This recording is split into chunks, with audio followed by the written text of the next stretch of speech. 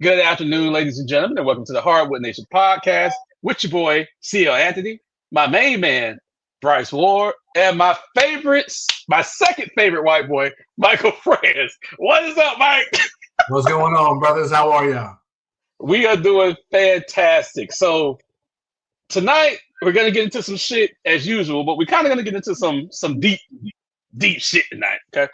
Um, I'm with it. I want all the smoke, bro. it's coming. So I don't know about you guys, but the NBA the last couple of years to me has been trash and trending in the wrong direction. So I want to talk about the state of the NBA. I want to talk about the face of the NBA and the debate going on with that. And then we're going to get into this Stephen A. LeBron B. Bryce, I know me and you covered it Sunday, but we're going to get Mike's opinion on it as well. So I'm going to start it off with Mike, my fellow old head on here.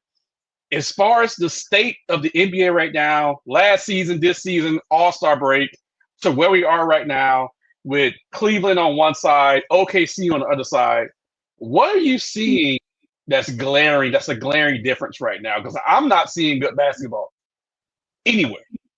No, we're not seeing. We're seeing what they want us to see, in my opinion. Right? It's almost like when you say it's scripted. Some people will say, "Oh, it's actually scripted," but I feel like it's scripted just because this is the narrative that the NBA, that Adam Silver wants. Right? He wants 140, 150 points. How many games have we seen with 125 plus? Right? Already, we're seeing bucket after bucket. It's exciting on the offensive side, but I prefer defense. That's strategy. Like, that's what this game is supposed to be, right? I think all games are supposed to be. And I'm seeing this trend. It's funny that we're talking about in the NBA, but I'm seeing it in baseball, right? Seeing it in football in certain aspects, right? Is getting, in my opinion, the word I want to throw out is softer. And of course, it's all offense driven.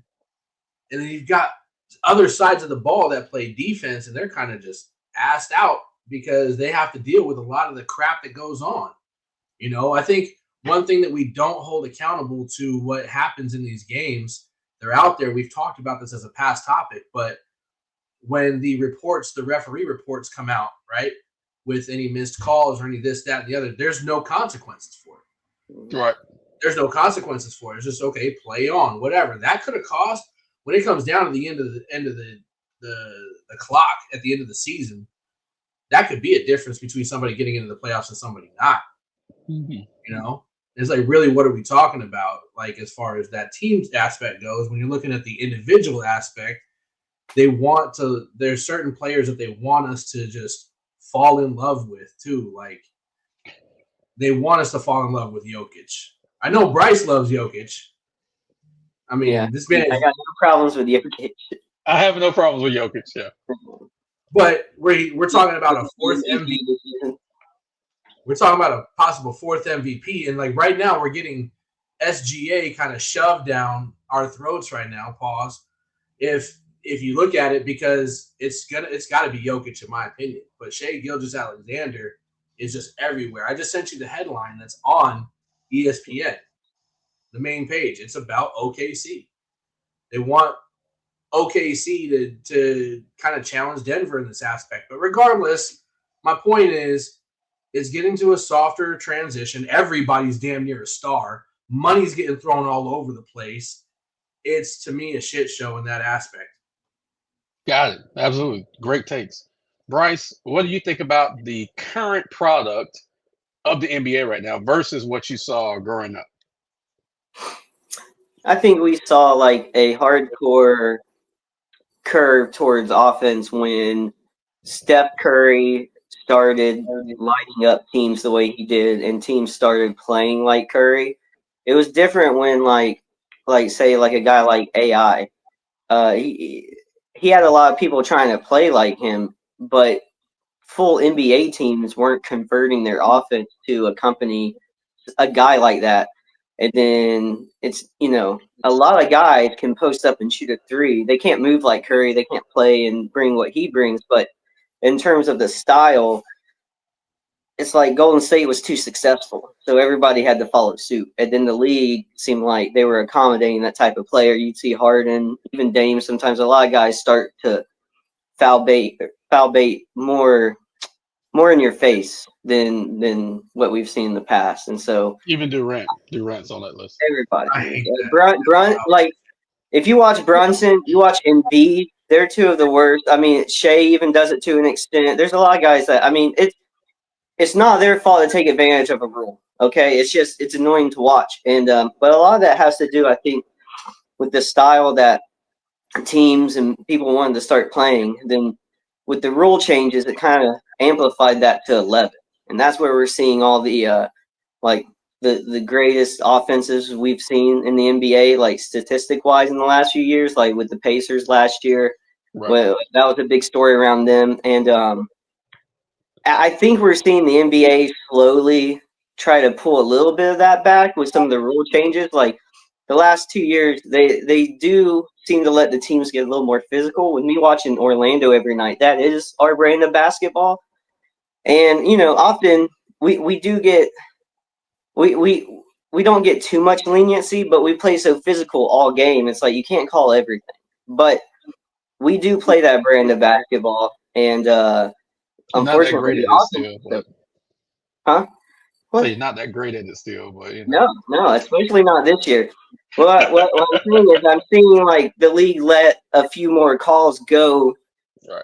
that they wouldn't have, say, 3-4 years ago. So I think they got caught up in everybody being excited about this new brand of offensive basketball and 3-point shooting. But when 85% of the teams play that way, it doesn't matter your stars. It's all kind of like boring to watch, and then you can just shuffle stars around, and no one really cares as much about that anymore. And I think also it comes in waves. So we went from like a peak with LeBron, his entire career, eventually getting to the Lakers, and then with Steph Curry kind of changing the game. It was so big for a while that I feel like now that we have this age gap between those guys and the new emerging stars, it's like there's going to be a lull. And I think it's going to be a combination of rule changes and some of these guys coming of age a little bit to kind of pass the baton. I think we'll see a wave, fluctuate back the other way where the popularity surges and the league grows kind of in a sense. But I think we're in a bit of the opposite wave side right now where we're just seeing the culmination of so much success for so long, and then the way the offenses have been set up along with the league rules. I think we're going to see it pull back a little bit, but I think they're afraid to pull back too much. And unfortunately, between that, the All-Star game, like fiasco every year, it seems like now, and then the way some players can just decide when they are going to move. There's a lot of negatives that are being pointed out by a lot of people. And so, we talk all the time. I think this is one of the most exciting times to be a basketball fan with all these up and coming stars. Every team's got a star, but it's almost like an advertising issue as well. So you have the normal fans and the hardcore fans watching every night, kind of getting a little bored, waiting for another big star, getting tired of the way the offenses ran for every team, on top of the rules not being all that great in terms of defense. So it's like they're handicapping certain things. They don't know how to push certain players the right way. And the ones they do push, we feel like are pushed on us without us choosing as much. So it's a weird combination of things. I think in like course of like 5 to 8 years, we're going to look at it completely differently. And this will be kind of a low period. Mm-hmm. Mike, let me ask you this, and then we're going to move into the business side of it. So 6, 7, 8 years ago, analytics was hot in the NBA. Everything was about analytics, okay? The new people loved it. Some of the old heads like me hated it.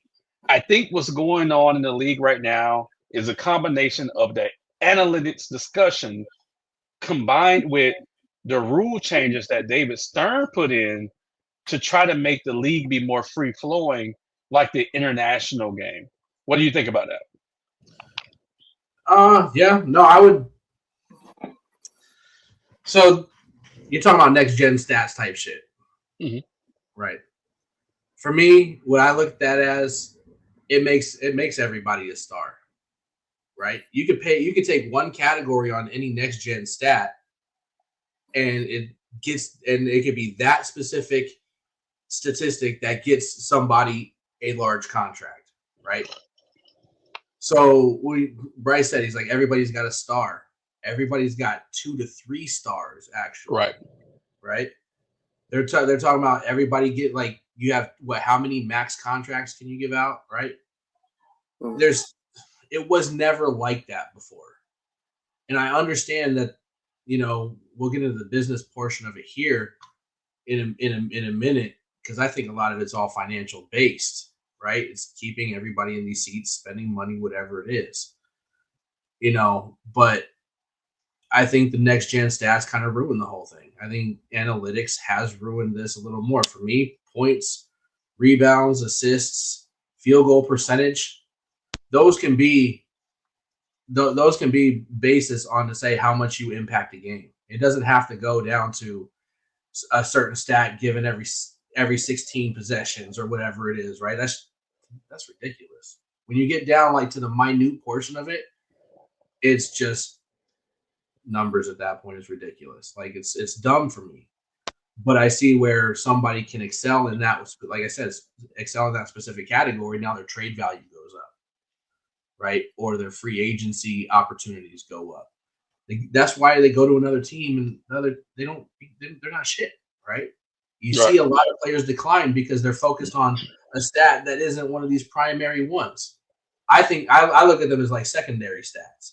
So, but they turn around and yes, like you're saying, they may have, okay, how do we, change some rules to get this to be like a form of a focus, right?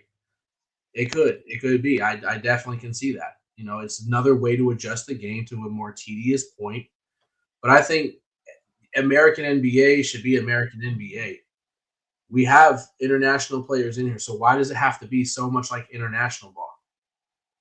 Right. Go back to what it used to be. National ball should follow the United States because this is where it started, in my opinion. Yes.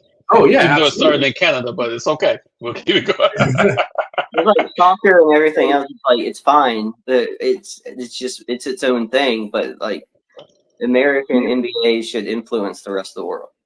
I want to hear something funny though. I think this is a little facetious here, but I kind of believe that the Jordan LeBron debate is part to blame for it.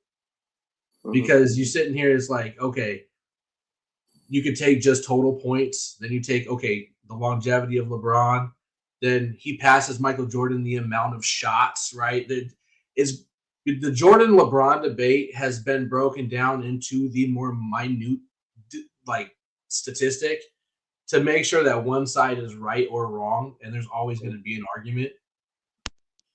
I think that it just kind of went from there. If you want to be honest, like it's been like this for 20 years now, ever since LeBron stepped on the court, and then it became eye-opening. How can we analyze this a little more? But you know what? Here, let me flip the script a little bit.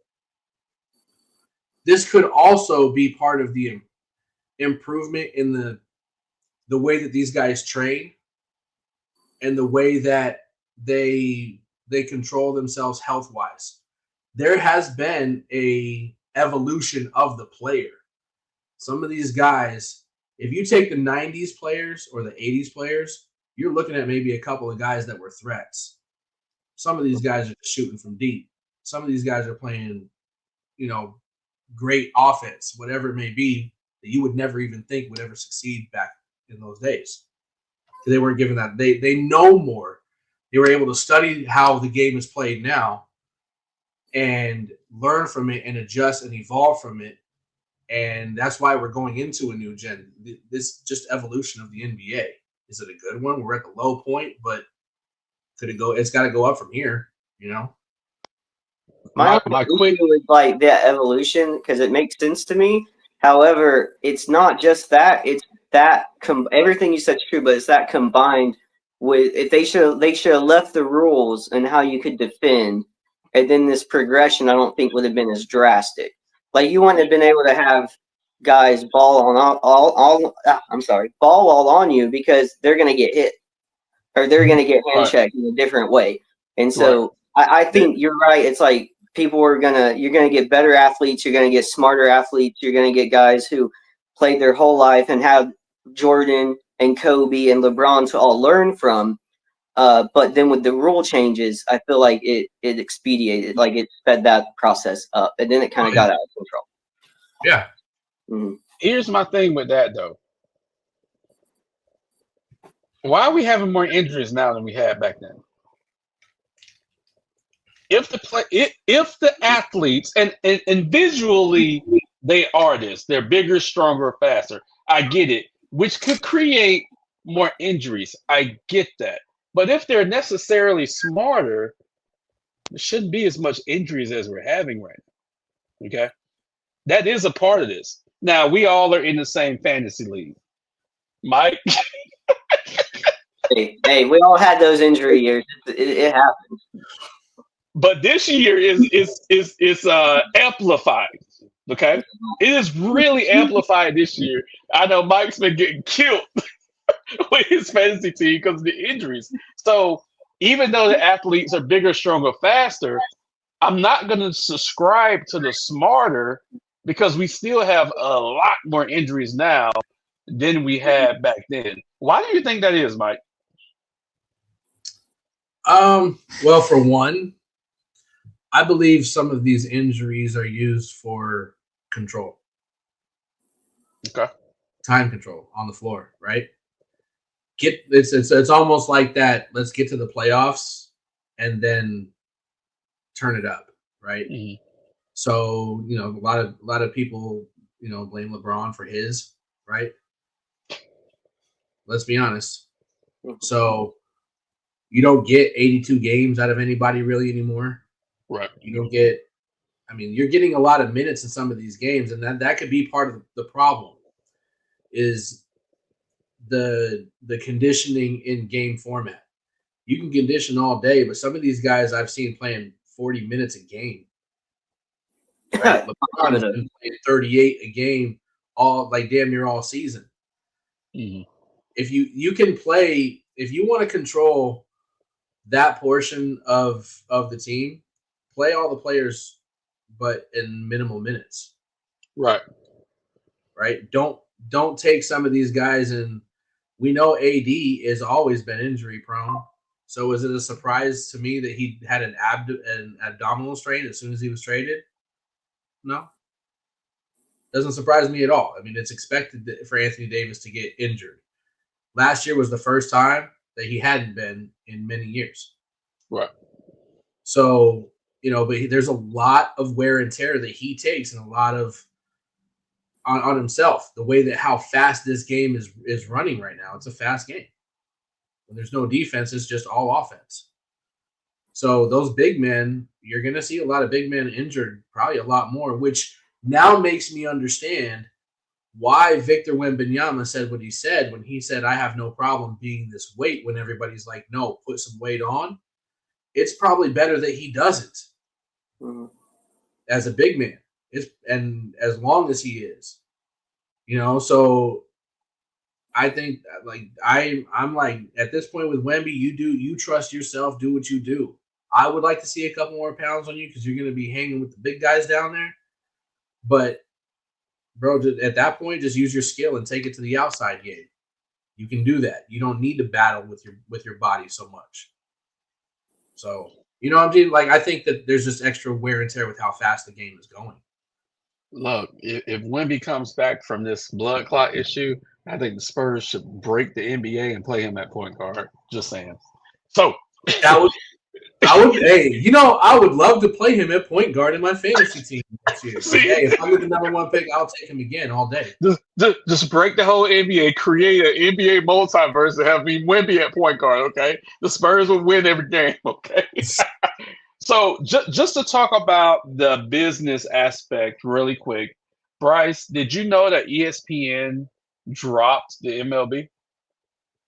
I remember seeing something about it. I don't really follow MLB at all, so I saw like a headline about it, or before it happened, that they were thinking about it, something like that. So that's about the extent of it. the way that TV watching is changing. Years ago, when me and you first met, you watched YouTube. I didn't watch a lot of YouTube. I was like, I never envisioned a day that I watch more YouTube than I watch regular cable TV. That day came like 3 years ago. Recently, before my current job, I actually worked for a cable provider. So I took phone calls every day about people wanting to leave cable, and I had to fight with them. Okay. Bryce, I've told you for a year now, the contracts that the NBA players are getting right now, I believe are going to start declining. Seeing the news with ESPN dropping the MLB, I think is a big blow to that. So I'm just going to pivot real quick to Mike. Do you think these contracts that the NBA players are going to get right now are going to stop when the CBA is renegotiated in like 2 to 3 years? Nope. I think all we're going to do is see increases. Who's going to pay for it? Amazon. Okay. But there's going to be a plateau there. And the reason why I say that is, do you guys know what BRI is as far as the NBA? Mm-mm. All right. So it's called basketball related income. So I can't remember the year, so forgive me on that. Billy Hunter used to be the president of the Players Association years ago. 2 years before the last lockout, Billy Hunter told everybody, hey, save your money because the owners are going to try to fuck y'all. At that time, the NBA players were getting 57% of basketball related income because the NBA players and the NBA are in a partnership. So it's not a manager and employee, it's a fucking partnership. Okay. The owners fucked the NBA players over with that last lockout, and now it's 50-50. So some of the youngins, they see these big contracts that the NBA players are getting, but it couldn't have been as big as what it was, which was 57% versus 50%. I think there's going to be another lockout coming. Mike, what do you think? You're my money man. What do you think? Well, I mean, a lockout is with the way that they're throwing money right now. You're going to have just on the surface. Let's say somebody is completely uneducated on what you just talked about, right? You're going to just have upset players with the way that some of these guys are getting paid, right? You're going to have another set of guys that's going to say, hey, I need to be paid more, right? So that's what we would see on the surface. On the bottom line, you're talking about in the deeper formats. It would probably be centered around that same exact reason, right? Because everybody wants the money, and the owners don't want to give up as much as they have, and they're going to have to continue to because you're going to have to make the players happy. But what are we going to end up seeing then? Are we going to not just see a lockout? Are we going to see a full off strike? So I don't think we're going to see a strike just yet. Bryce, let me throw this to you. This trade, this Luka trade has been analyzed 1,000 ways since it happened. With the Dallas Mavericks trading Luka Doncic to the Los Angeles Lakers, they stole $100 million potentially from Luka. At least $100 million. Yeah. Do you think this is the first shot from the owners to say, we're going to try to take even more money from the players? Because the only reason why I say that is people see these big contracts, 200 million contracts here and there. It's 50-50 right now. Right. I remember when it was 57% players and the rest of it owners. Do you think this is the first shot from the owners to raise their interest in BRI? No, I don't think it's their first shot because as owners, I mean, some of them can actually care about their on-court product, but a lot of these guys are just looking at it as any other kind of business, and it's more of a bottom line kind of, I think they're going to try to squeeze everything out of the situation that they can. I think the Luka situation is unique in the sense to where it's such a high-profile player, and with him, he's going to earn these extra bonuses with his contract, and then also on top of it, just the way contracts are laid out, he was going to make a lot of money. So, in that situation, with how apparently the team, or at least management, felt about him, I think it was a perfect situation for them. And then the money is kind of like a no-brainer on the business side. So, I mean, I'm not surprised that these teams aren't doing everything they can every season to squeeze out every dollar. And you're talking about hundreds of millions of dollars. So I'm not surprised. And you just brought up with the last contract negotiations how it went from 57 to 50. I mean, that right there is a huge percentage to the owners Right. swing. So it's not new. It's just business negotiations. It's going to go back and forth countless times until, like you said, a lockout or a strike, one or the other, until you get someone to break. Last time, it seemed like, if I remember correctly, which I don't have a great memory, it seemed like the owners broke the players first.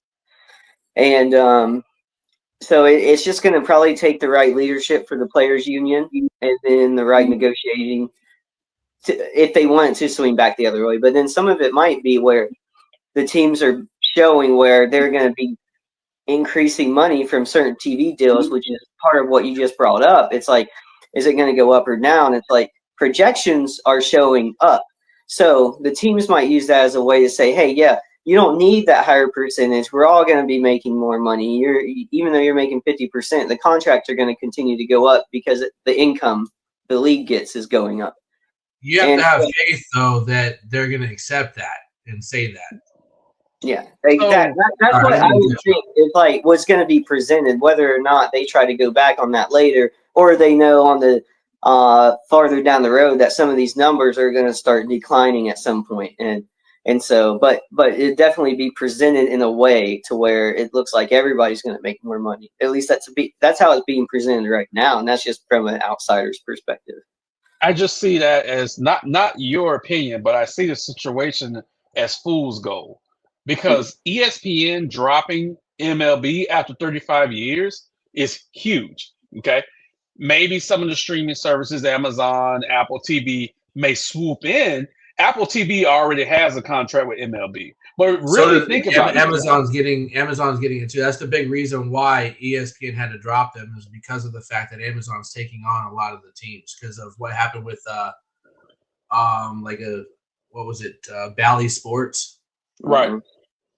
So I've been on the record as saying this last NBA TV deal is the biggest they're going to have for a while. I think personally the next TV deal is going to drop, which means basketball-related income is going to drop. I have a question though, because we just saw Netflix take on certain NFL games, and then the WWE, which I have no interest in anymore. But the fact that they're on Netflix now is interesting. So, what do their deals look like compared to what they had before? Because if the NFL makes more from this deal, and they don't even have, it's not like all their games, of course, they're still mixed, but they had some games on there, and then WWE completely moving there. I'd like to see what their deals look like compared to what they were making from cable before, because it's probably all somewhat linear in terms of percentage of people watching it compared to what they're making from those traditional cable networks and advertising. Because Netflix being directly like one of those Netflix is the biggest streaming service. So I'd like to see how that compares to what the NBA is planning to do, because through Amazon being a direct competitor to Netflix now on streaming, I wonder what they're prepared to do with Netflix making these moves with other sports and other entertainment services, because those are big moves. Couple of quick things. They're gigantic moves. Couple of quick things, because I do watch WWE on a weekly basis. I know you do, and that's another reason I'm going to bring it up. The ratings from Netflix and from USA are exactly the same. They're the same. But WWE got like $5 billion from Netflix. I can't remember how long the contract is. It was like it was a huge deal, $5 billion. So if you go from one platform to another, but you're getting double the money, that's great for WWE. Absolutely.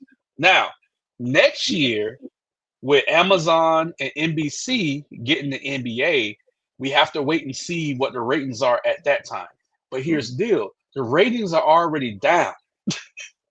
They're down huge. According to some metrics, that Lakers Boston game was supposed to be the highest viewed game in I don't know how many years. Fool's That was gold. on ABC. Fool's gold.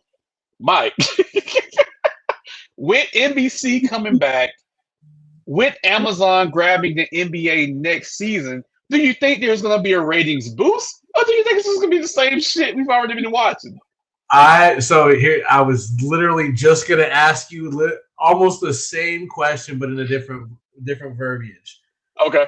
I believe that's why NBC did what it did, because it's going to bring back the heads of you and I. Let's be real. How many people have you talked to that are in the age realm of us that grew up on the NBA on NBC that are so excited for it to happen? Right? Yeah. We're excited because it's nostalgic. There's something about our era that is completely attached to the 90s. I have to admit it. We'll always say our generation is the best, right? Always say it. But when you hear that John Tesh song, the first thing you're thinking of is NBA on NBC, and they brought it back. So I think that the hope is, yes, it is going to bring back the heads of that era to watch more and more, right? And most all of us have Amazon, so it's not like we're not going to miss any NBA at that point for the most part. But when it goes to the NBA on NBC, it's there for 10 years for a reason. It's a 10-year, $75 billion deal? I think they can opt out at 8, though. So let's just say 8. So that gives you 4 years of trying to bring them back and 4 years of growing, in my opinion, when I look at it that way. So you're hoping to bring those heads back. You want them to have I get to share this with my kids, my grandkids, you know what I mean? I get to sit with my grandkids and watch the NBA on NBC like I did when I was in the 90s.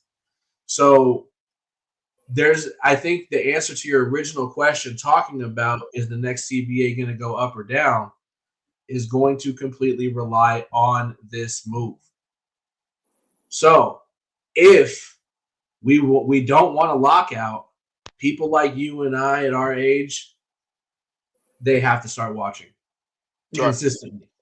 We can save the NBA in that sense. Because if it does go up, there's going to be no reason for a lockout, because then they can negotiate a bigger deal later on, right? And they can split this money however they want at this point. So I believe it was going through my mind as we're talking about it, that it was like, wait a minute, psychologically, this is geared towards my generation of people. Right. That's all it is. That's all it is. I think it's the last desperate attempt to turn things around. The younger fans will find ways to watch it without paying. Like, the money is with your age group or with ours, whatever. So NBC, unless it goes to Peacock, it's going to be on NBA on NBC, right? National TV.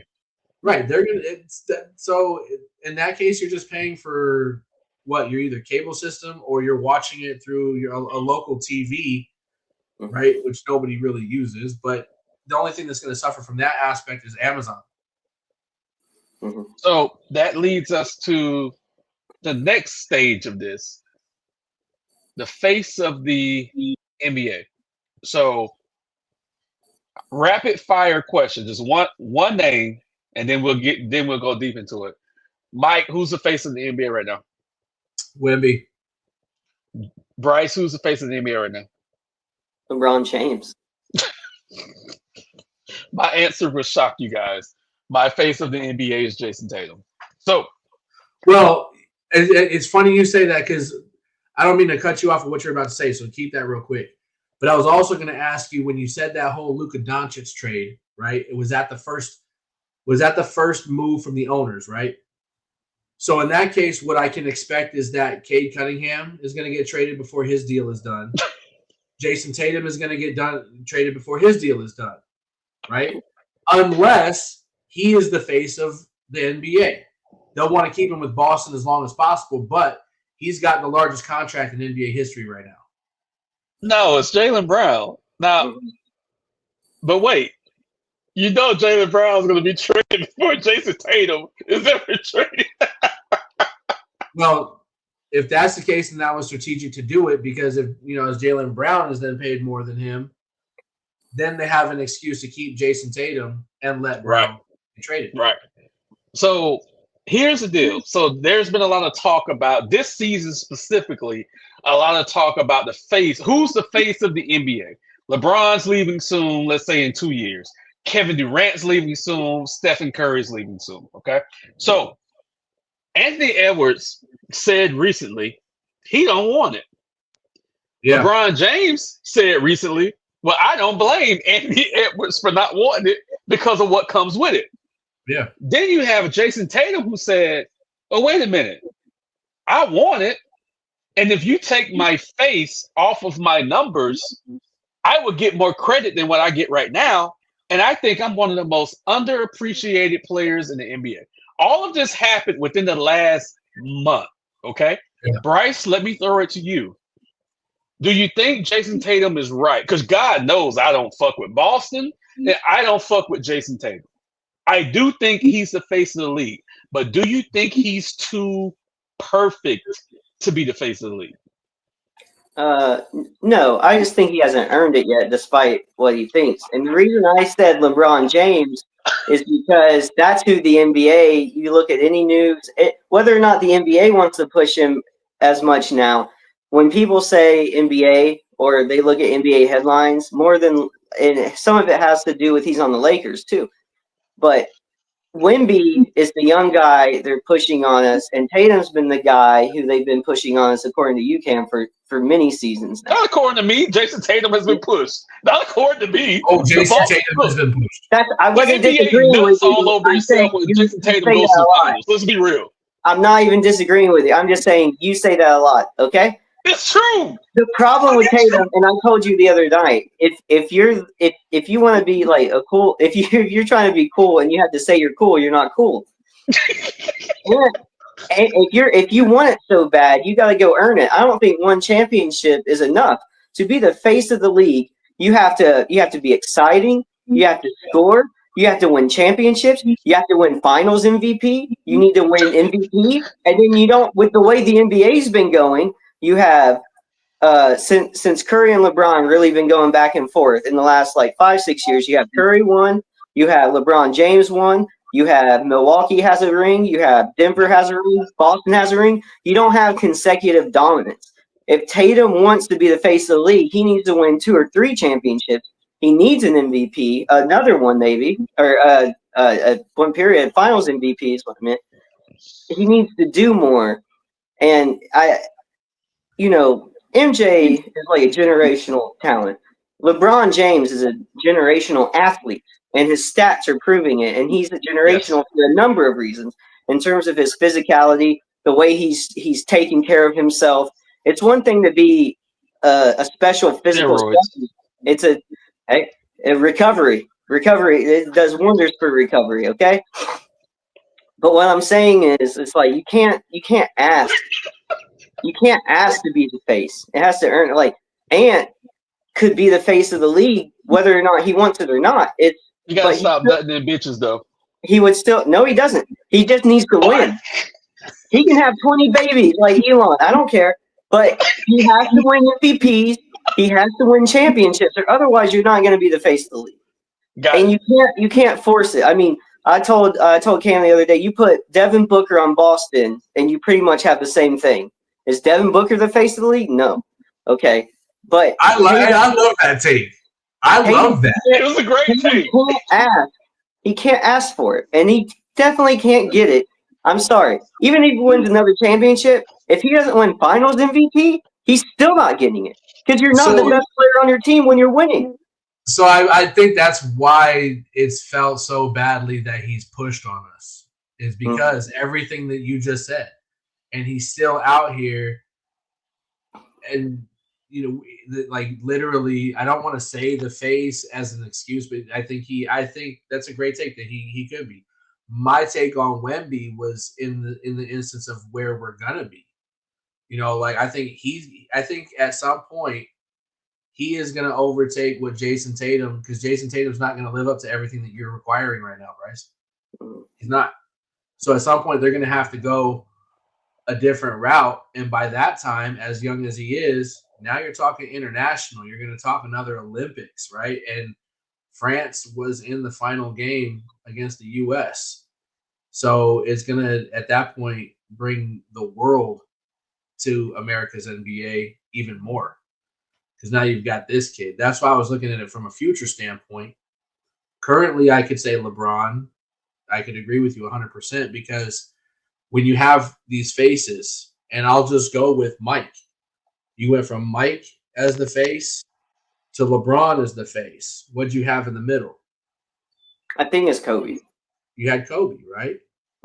I can't say Kobe was the face because he was always Shaq's sidekick. Wade had it for a year.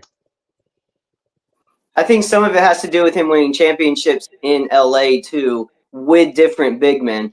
I think the second run that Kobe had is where he really saw peak Kobe. LeBron was already the face of the league by that time. Let me say this about Kobe, though. And this is just keeping it real. People didn't fuck with Kobe before that rape charge. After the rape charge, when the Black Mamba came out, that's when people really started fucking with Kobe. Okay? Because Kobe was shoved down our throats early. And he wasn't winning shit. He wasn't. So what you're saying, Jason Tatum got to go rape somebody? That's not what I'm saying, but Jason Tatum has to show. Jason Tatum is the safe pick, right? Right. But what we really want is Anthony Edwards. What we really want is Ja Morant. Any international player, to me, is disqualified from the conversation, which sucks because we have great international players. Luka, Jokic, Shea, great. They're disqualified from this conversation because they're not American fucking born. It's kind of like Steve Nash winning 2 MVPs that he should have never won when they tried to push his bitch ass and he wasn't worth it. Okay, I can agree on that 100%. So and that disqualifies Wemby as well. What the NBA is looking for is an American-born face of the league, and you have 3 candidates right now. And of the 3, 2 of them we fuck with. One of them we really don't fuck with. The 2 that we fuck with don't want it. The one that we don't fuck with is begging for it. Okay. That's funny. But so if you had the opportunity to run a team and you're sitting at the number 1 draft pick, do you take Wemby or Tatum? I'm taking Tatum right now. Tatum of Tatum, of Wemby, of Edwards, of Ja.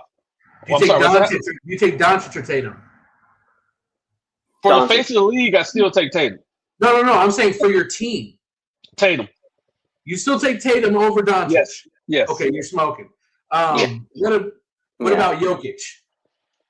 I take over anybody. I take over everyone, but he's still disqualified because he's foreign, and we don't fuck with Jokic like that.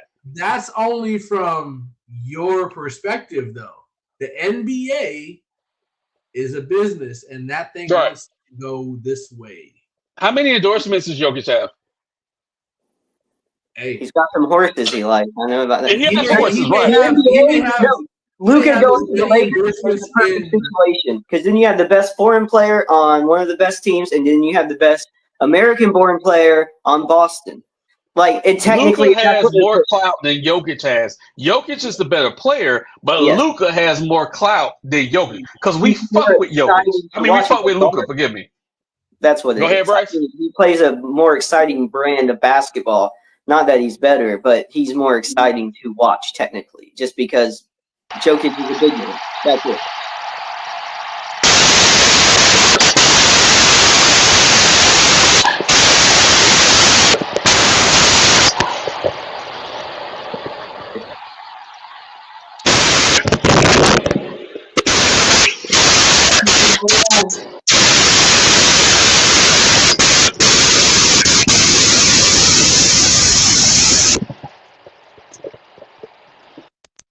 No one can hear me? Hold on.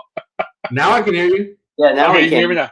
Okay, got it. So, Mike, if you had to pick between Jokic and Luka to start your franchise, who would you go with?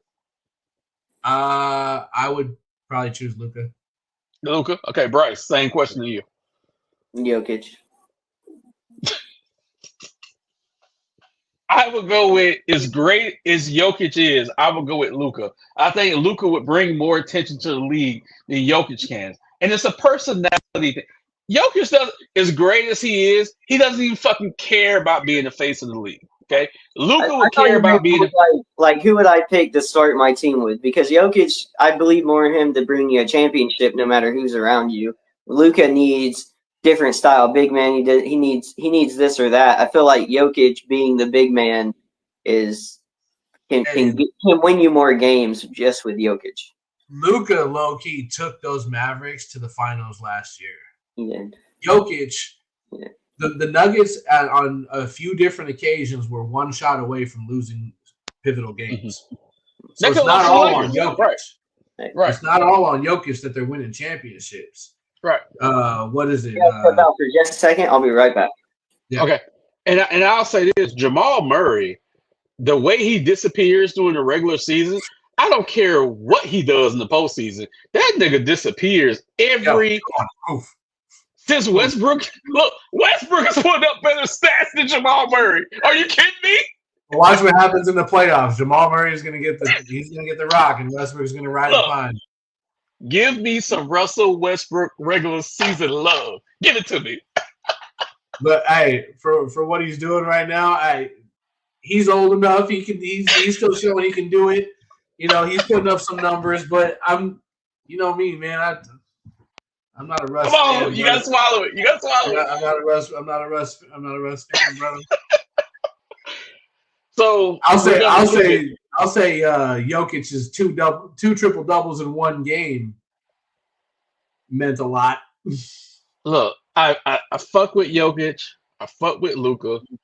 I used to fuck with Embiid, but I just don't think America is ready today to accept an international player as the face of the NBA. I just don't think they're ready for that.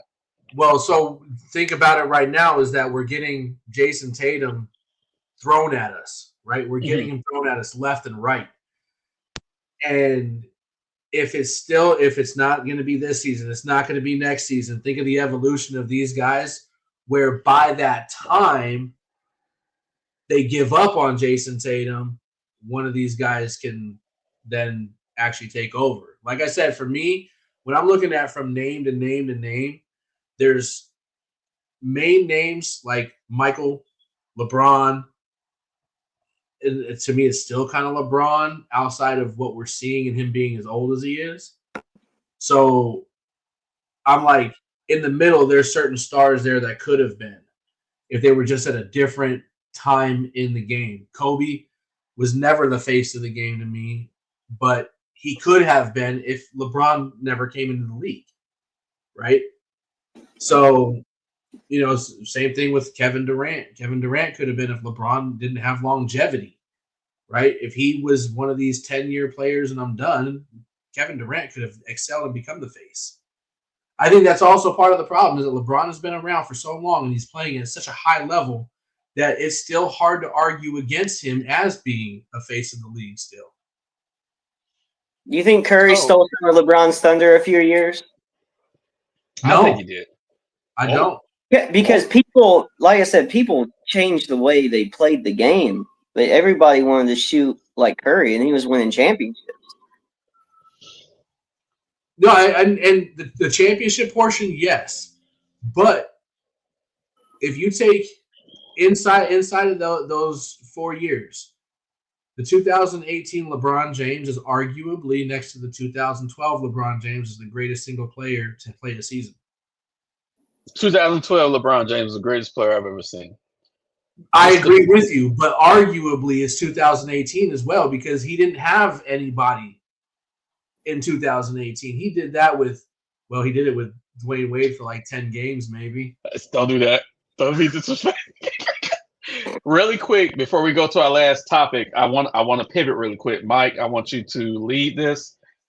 As far as Phoenix, what the fuck is going on in Phoenix this year? I want you to lead that for a minute, Mike. I'll make it quick for you too. Just a couple of points. Hey, Don't make it too quick. Not, give me like 3 minutes. Budenholzer's not a good coach. He's being exposed right now as being a bad coach. Let's throw that out there. But Sam will agree with you on that one. 1A, 1B, I don't care which one you put. You can put Budenholzer as 1B. The same exact impact to the game is the way the team is ran from a management position. I cannot stand it. I've hated it for the past 30 years. I cannot stand it. They make these horrible decisions, and I get passionate about it because I low-key liked the Suns in the early 90s, right? I didn't like all the moves that they ended up making and then digging themselves a hole that they couldn't have gotten out of. One of those things that stands out was the position that they put themselves in when they had to sell Rajon Rondo at the draft. They drafted him and sold him for cash considerations to Boston because they were so over the cap. They needed this to cash considerations. And what did Rajon Rondo do? Mm-hmm. That man went over there. He created what I would consider as a big four. Mm-hmm. And he made himself there. When the Boston team was at its peak when Rondo was trying to be aggressive in those playoffs. And what's the number one position that Phoenix has suffered from for so long? Mm-hmm. Point guard. You even tried that 3-point guard triple head combo back when I think Brandon Knight was there, and it was like everybody's like, "What's Phoenix doing?" It's terrible. It is terrible. When they went and got Bradley Beal, I knew that they just set themselves back. And I'm sitting here thinking to myself, James Jones, you should be better than this. Shame on you, bro. Shame on you. You should have never given up the farm for Kevin Durant. In fact, when you had the opportunity to get it back from Houston, you should have traded Kevin Durant there and let him know about it, right? That was also a bad thing. This man became a trade name and didn't even know about it. You know, so it's like you've already ruined that. You might as well try in the offseason to go back and get your future from Houston. What's the common denominator there? Because, like, with Orlando, for example, it's like I know Alex Martins. He's the one that's been there. We've had tons of GMs, right? But it's like you're talking about, like, this turmoil that Phoenix has put you through for, like, 30 years. It's like, have they had the same – is it like Philly? Or where it's like you have this same GM, or I mean, I'm thinking of Knicks. I think Dolan is Knicks. And it's like, Dolan, you know, what's the issue in Phoenix? Like, who's the one that needs to move on, or if you had tried too many different GMs and you can't string together continuity, like what is it? Really quick, remember they just changed owners 2 years ago. Go ahead, Mike. Yeah, but Matt Ishbia is not it either. For one, when I started having a problem with the Phoenix Suns real heavily was in the Steve Nash era. Because Robert Sarver literally came out and said, all I want to do is own a sports team. I want to own a franchise. I don't know anything about basketball. Bro, if you don't know anything about basketball, how can you put the right GM in the position? He didn't give a damn. That was a cash cow of an investment for him, because now the Phoenix Suns are extremely valuable. And when Matt Ishbia had to buy them when the forced sale happened, that man Robert Sarver walked away with a ton of cheese, let me tell you. Yeah. A ton. And he was already rich. But he drove, when there was an opportunity to get out of the late 90s, early 2000s rut, he dug the hole even deeper. So that's what it's been for this whole time, is digging the hole deeper, whether it's financially or whoever is in charge of hiring all of this staff. First, it goes from the owner to the GM. The GM just puts whoever they need in place, right? They don't know who they need to put in place. There might be different questions in that interview that needs to be asked. You know, it makes me kind of feel like if I went for the interview, I have no college degree and I'd have got the job. It's so hard to believe the incompetence of the situation here, because even if I wanted to be a random investment or owner and I bring in my investment, it's like, don't I want to bring in can't I just talk to people that have been with other teams for long careers? Like, can't I go and speak with people and get advice and learn. Like it blows me away, the incompetence sometimes. Yeah. It should be like that. Egos then get in the way. Egos then get in the way. If you have a GM that's not the smartest in the room, his ego is going to let him tell him he's the smartest man in the room. And if you're the smartest person in the room, you're in the wrong room. Yeah, James Jones needs to be he needs to be axed this year. So moving to our last topic, Bryce, me and you spoke about this on Sunday. Mike, I want to get your opinion on it. I thought this story would have been dead by today, but it's growing even more. This Stephen A. Smith, LeBron James confrontation. Now, I'm going to set you up, Mike. Sunday, when me and Bryce recorded, I said it's such a bad look for LeBron. And it looks like this is one of the first times that a lot of people are really saying this is a bad look for LeBron.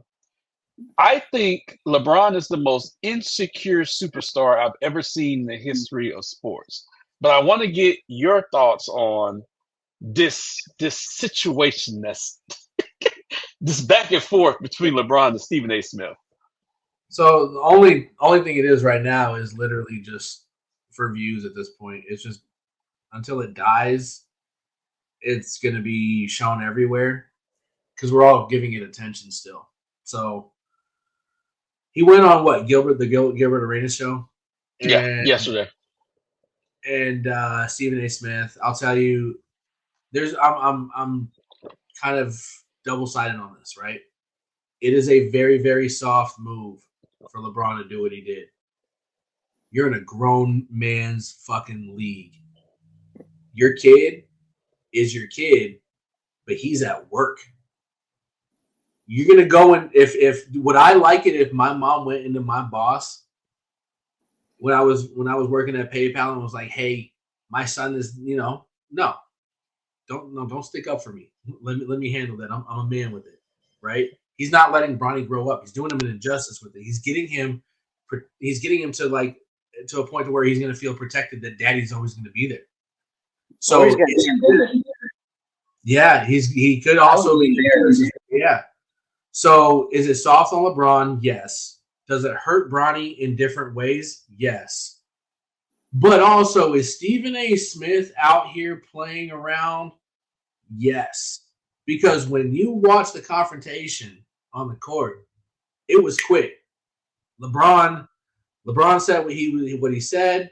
He walked away, right? It's not like Stephen A. Smith threw a fit at what he said. In fact, he went on First Take the very next morning, and he tend to kind of regress a little bit. And I don't want to say necessarily apologize, but he was pretty understanding of where LeBron was coming from as a father, right? But then you go on the Gilbert Arenas show and have the attitude that you had like you're a big badass, Stephen A. Bro, no, don't do that. Don't do that. Because LeBron's not there. It's on a small-time podcast. It's not on ESPN. You feel like you can be a badass, bro? No, sit your ass down, bro. We saw – choose who you're going to be, Stephen A., and accept that one way or the other. I think that he would – I think he thought about it after a while and was like, you know what? This man is soft. And he built himself up before that Gilbert Arenas podcast. I feel like he's been doing that ever since this thing has happened. But regardless, look, I'll even say it. Bronny is not that good. But one thing I was going to ask earlier at the very beginning of this segment, the whole show, when we're talking about where the NBA is at, who was the second pick in the NBA draft this past year? I don't remember. Is that the French guy? Was it the two Frenchmen that went first and second or something? I can't remember. Exactly. Regardless, you can't remember. But the guy plays for the Rockets. I forgot his name. But he's playing worse than Bronny is. So I know you're not going to justify Bronny getting drafted. No. I'm not justifying Bronny at all. What I'm saying is what I'm afraid for the NBA, like we were talking about, right? If we can't sit here and talk about who was drafted in this past draft, it's getting bad. Like it's getting bad right now. It was a weak draft. Everybody knows who's coming out of this next one. Like you have a guy he might stay in school. Yeah, the Hornets are scared. He said, "I don't want to go to college." Yeah, that's Yeah, facts. that's true. So I mean, this is my whole thing. He's got to let Bronny grow up. He's got to experience this, especially if he knows he's got daddy there on the bench. He does have to play a lot better. He does. Like, he has to at least score 10 points a game, anywhere from 5 to 10 points a game. He's not getting any minutes. But regardless, depending on the minutes that he gets. But regardless, if he's not going to be doing this stuff, let him go through these heartaches, because he may not be in the NBA after this year. He may be in the G League for 5 years. Who knows? See, even with whether or not it looks soft whether LeBron did that or not, which everybody agrees it does. Even if that's your looking at it from a LeBron perspective, what makes you think that you can go up to Stephen A. in a public situation and think that a reporter is not going to use every bit of this for coverage and attention? That's Stephen A.'s job. So if I'm LeBron, in no way, shape, or form, even if I feel this way, I'm not doing it publicly. You can reach out to Stephen A. 100 different ways and save some face, even if what you're doing is soft. If that's the road you want to go down, why do it in this way? Because some of it seems like it's all attention grabbing from both sides. Like, it's like LeBron wanted to get this point across, but he also wanted to make this public statement about it, which is also odd to me. If you want it to die down, which is what he wanted, it seems like the message was. You don't do it at courtside on a Lakers game to the biggest NBA reporter in the world. It just seems so crazy if that's the goal, to keep Bronny's name out of Stephen A.'s mouth. The way he went about it is just like blew me away. It makes no sense to me.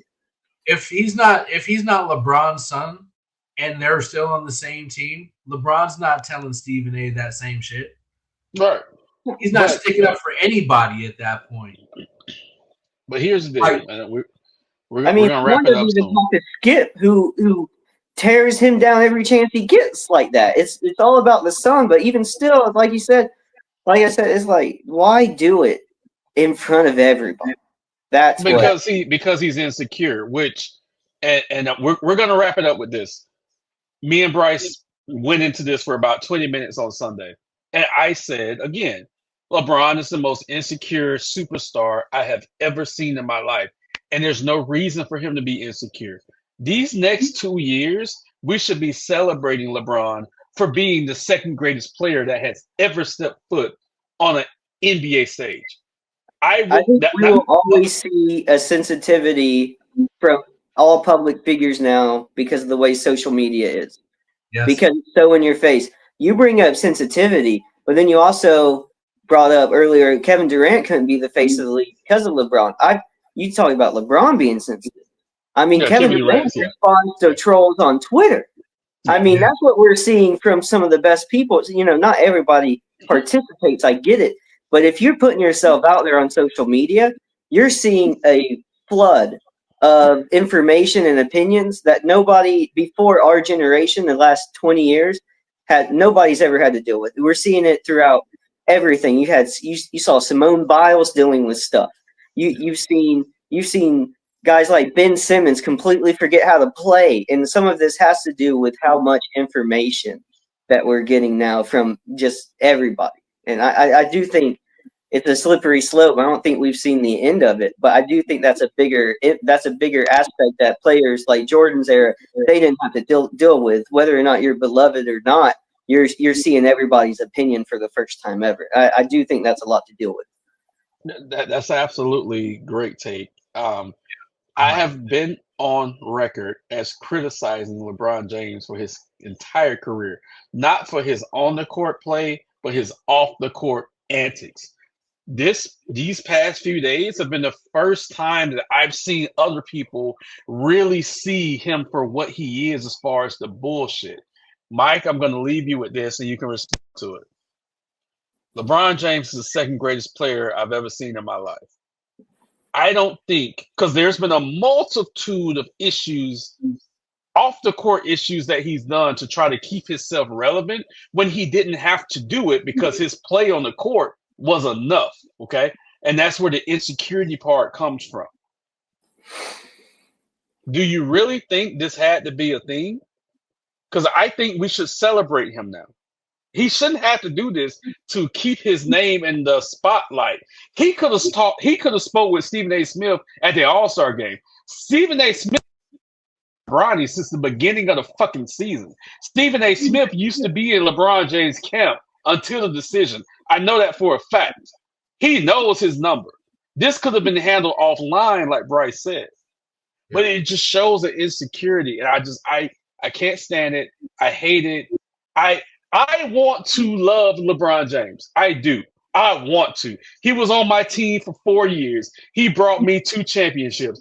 I said out of my mouth that he's greater than LeBron, that he's greater than Dwayne Wade one night. I said that out of my fucking life. Out of my fucking mouth. Forgive me, I'm drinking. I wanted to like LeBron James, but every fucking chance I give him, he fucks it up. Mike, close us out. All right, so I was watching. It's funny I'm going to say this. I was watching Kevin Hart last night, and it was the stand-up Zero Fucks Given. You've seen it, right? When he's doing I haven't actually. No, I haven't seen it. You've never seen it? No, I don't think I've seen it. No. So he does a segment where he talks about how the people in the crowd, it was during COVID, so it was like only a small crowd, right? He was like, you guys fucked me up. You guys ruined fame for me. And I can see where this may come from in this situation because there is a large amount of, it's funny, I was just mentioning this about Bronny, insecurity. And that's because of what happened prior to the NBA. How many people prior to their professional sports job have they been on the cover of Sports Illustrated? How many of them were dubbed the next or the chosen one or this, that, and the other before they even graduated high school? So at that point, entitlement set in. He's had to humble himself over certain things, which I feel the decision was a good thing. I think for what it brought that people don't pay attention to, but image-wise, it tarnished him. He had to humble himself for that. He had to humble himself from not 1, not 2, not 3, right? He had to humble himself from a lot of things of what he was talking about. So, yeah, he was talking about rings with other teams he was going to get, not just. I'll take the 2, though. I'll take the 2. Yeah, be cool with that, bro. But I'm thinking this is what we have built by feeding into what was pushed, right? And because he was so protected. So Bronny is being set up for the same exact type of thing if he ever becomes an NBA star. You're going to see the same thing from him, if not worse. And the next person that we're going to see before that, 100%, is going to be Jason Tatum. It's almost like how child stars have to grow up and then everything's handed to them. But right. So it stunts their development. Then they get older and they see how things are working and they have to figure it out on their own. Exactly. That is my exact point. That's my exact point. So how can you love him, CL? How can you love him? Except the fact that we did this to him as a fan base and just take for what he's done on the court, and this man is great. I have to look past those antics. I do, because I have to be accountable for feeding into that shit for the first years of his career. I didn't like LeBron at first. I loved LeBron when I started watching what he did on the court. And it took me 2 seasons. I didn't like it because I thought he was one of these high school prima donnas. I really did. When he was in trouble for the Hummer, goes to the next game, and he's sitting there on ESPN back against the goalpost playing with a remote control Hummer. What, dude, you're fucking 17, 18 years old. Be the humble individual, right? But then I watched also the documentary, and there's a scene when they were talking about that whole thing.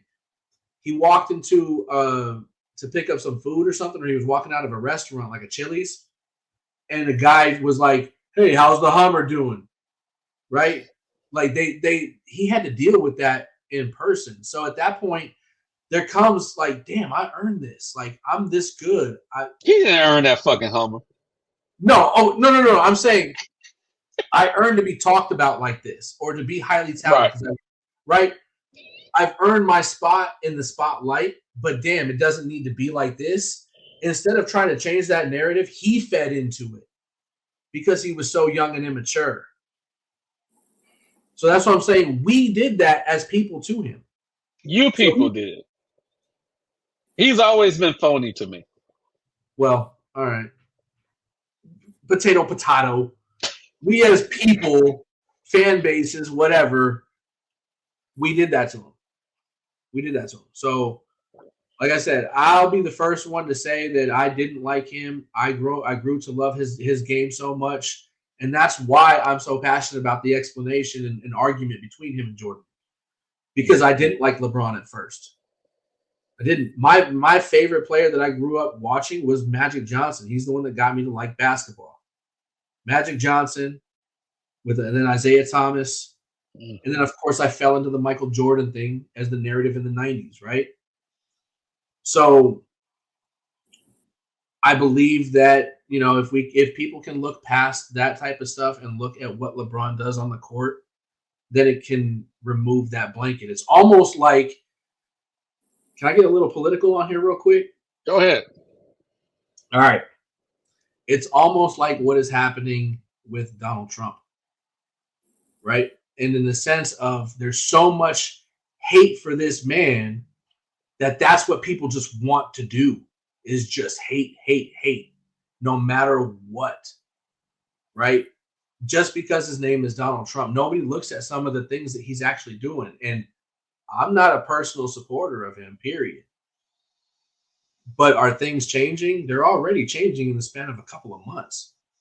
And we can argue, are they good or bad? Because I see a light at the end of the tunnel financially. But people have a narrative of just hating him just because to hate him. That's it. People have a LeBron hate just to hate him. That it covers, it pulls the wool over eyes to where you are blind. So how, I would ask you this to close it out. How can you celebrate him if you can't see that side of it? Because I can celebrate him. I can celebrate him on the court as the second greatest basketball player I've ever seen with my own eyes. I can hate him off the court for the insecurity and the indisingenuous stuff that he's done. And I struggle with that. And I'm being so honest right now. I struggle with that because I want to like him. But as much as I love his game, I hate his off the court fakeness. Okay. So with that said, we're going to wrap this up for this episode of the Hardwood Nation podcast. This has been fucking fantastic. Thank you, Bryce. Thank you, Michael, for being on today. Please like, subscribe, and share our content. Drop comments below. Everyone stay safe, and we are out.